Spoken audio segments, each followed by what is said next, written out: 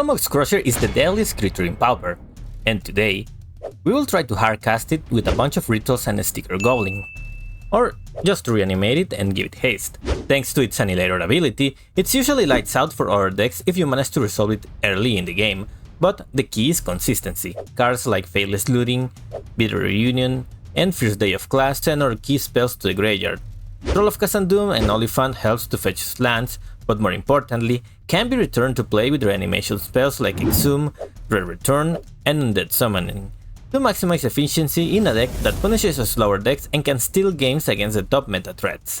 In this game we face Ponza, a deck that relies on destroying lands but struggles against resolve threats by chaining multiple spells and utilizing cards like Sticker Goblin. We gather a large amount of mana. This allowed us to reanimate our creatures and give them haste using cards like Bitter Reunion. Because of that, our opponent had no choice but to concede. The issue with this deck is that it runs very few lands. This can lead to situations where you need to mulligan frequently to get playable hands. Moving to our third game, with a decent hand, patience will be crucial. However, I missed an early opportunity. I could have cycled my troll and used Exhume to play it immediately. I also missed the chance to sideboard because I didn't realize I was playing against Ponza earlier. Feel free to suggest what you would have brought in the comments. I planned to give haste to my creatures and attack in the same turn, but I forgot they were on Ponza, which led me to missing one of my key lands. Still, deploying a troll should apply significant pressure for a few turns. After they play a creature on our turn, we found a Faithless Looting, and our current plan is to wait until we find another significant creature to impact the board. Meanwhile, we attack right before losing our lands due to 2 Thermocasts. They then reveal an Altisor that discovers an Arbor Elf, which could serve as a chump blocker when necessary. I attacked first rather than going for the double ritual and summon undead. However, it revealed an Oliphant that could attack due to Dragon's Breath. Despite these missteps, we are still in a better position than our opponents, who only managed to play another Visionary and an Avenging Hunter before passing the turn. Our plan is to attack and seize the initiative. Even though we traded our board for theirs, using Exhume with Dragon's Breath will seal the deal when we reanimate our troll on our next turn. They tried to take back the initiative by attacking, but upon realizing the inevitable outcome, they conceded the game. Our next match is against Mono Black, showcasing why this deck isn't overly concerned about graveyard hate in our third game. Stick around to see how it unfolds. The crucial aspect in this match is to resolve more threats than our opponents can handle. Surprisingly, the initial creature provided by Sticker Goblin proves beneficial.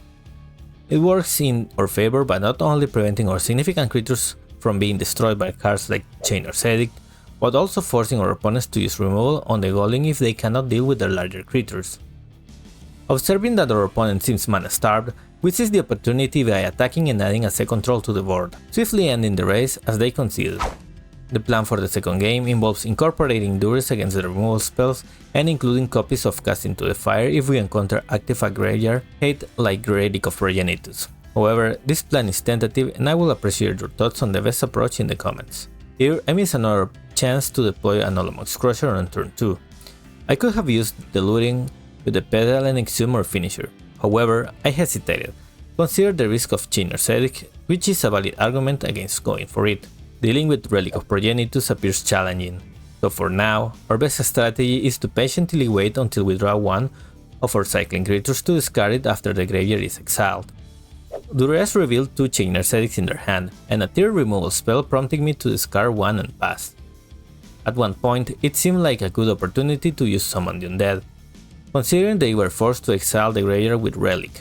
So in response, I cycled the Oliphant to have a reanimation target, but I found a better one in the form of the Troll. However, as anticipated, they had prepared removal, and their small creatures kept pressuring us. Attempting once more to bring significant creature on the field, we encountered the challenge of Chainer's Edict in their hand, making our strategy difficult. Additionally, they have found another removal piece for the Crusher, leading me to decide to move to game number 3. The advantage of including Sticker Goblin is that it lessens the reliance on reanimation spells to significant threats. As showcased in this game, we could hardcast them despite our opponent having 2 Relic of Progenitus post-sideboard, which usually obstructs normal scenarios. In the following turn, we managed to hardcast our Troll of Khazad-dûm with consecutive Sticker Goblins. After they play a land and pass, we attack for 8 on their turn. Post-combat, I used Duress to see what was left in their side, finding a Chainers, which I removed since they lacked the 4 mana to use Tendrils from their hand. However, they eventually found it, allowing me to attack first and inflict 2 more damage than they should have taken. Eventually, they dealt with the Goblin. Continuing to attack, I prepared to hardcast an Oliphant next turn if necessary, which, as it turned out, wasn't needed. If you are enjoying the content, please consider liking the video and subscribing to the channel. While this deck might face challenges against certain other decks, it excels against meta decks like Tron or Poison Storm, known for their inherent slow pace as demonstrated by this turn 2 victory. Particularly, Tron struggles to offer solutions beyond Relic of Progenitus. A few Duresses and Casting to the Fire work efficiently against it. I use Duress on their sphere to eliminate their color mana. While they use Crop Rotation to secure the last Tron piece, we assemble our combo by getting significant creature on the field. Now, it's only a matter of time until we find our mana or a second looting effect to introduce our powerful Crusher to the board. They play a self-assembler, but it might require a few more creatures to stabilize their position.